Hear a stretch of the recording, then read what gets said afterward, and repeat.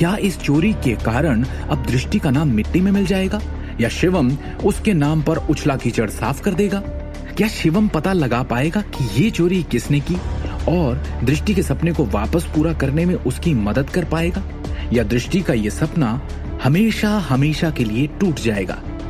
कल गहनों की प्रदर्शनी का दिन है।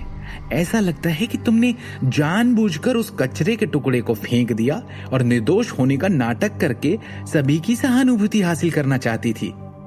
हो सकता है कि तुम्हारे पास वास्तव में इस लाखों करोड़ों के गहनों को डिजाइन करने के लिए काबिलियत नहीं है।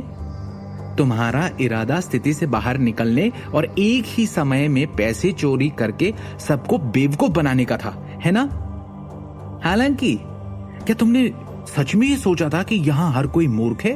क्या तुम सच में इतनी बेशर्म हो कि ये पता लगाने के बाद कि तुम्हारे पास लाखों के लायक कुछ बनाने की क्षमता नहीं है, अपने लिए गहने चोरी करने का सहारा ले लिया? तान्या ने मजाकिया अंदाज में ठहाका लगाया। ये सही है, हम में से किसी ने भी वास्तविक तैयार उत्पाद नहीं देखा है। क्या ये वास्तव में सभी की उम्मीदों पर खरा उतरता है या नहीं, ये आप दोनों को ही तय करना है ना?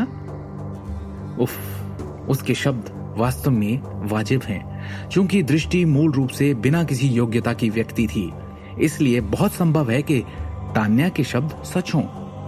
ऐसा लगता है कि यहां हर कोई उसके ढोंग से लगभग मूर्ख बनाया गया है।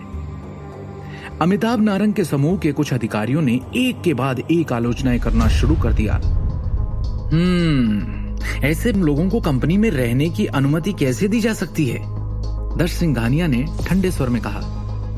दृष्टि नारंग और शिवम गांधी, मैं तुम दोनों को साफ साफ बता दूं कि इस काम के लिए पहले ही कंपनी के उत्पादन शुल्क में 2 से 3 करोड़ खर्च हो चुके हैं। इसके अलावा इसे बाहरी दुनिया में भी भारी प्रचारित किया जा चुका है। अकेले इस परियोजना में रखी गई हर चीज की लागत तुम्हारी औकात से कहीं ज्यादा है।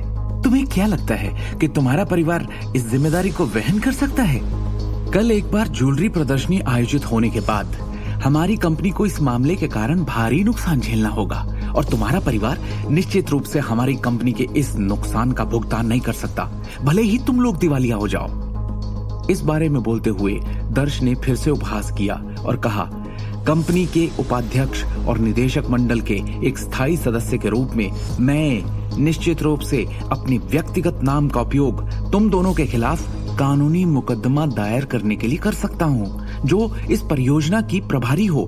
मैं अपनी व्यक्तिगत हितों के गंभीर उल्लंघन के लिए तुम पर मुकदमा करूंगा।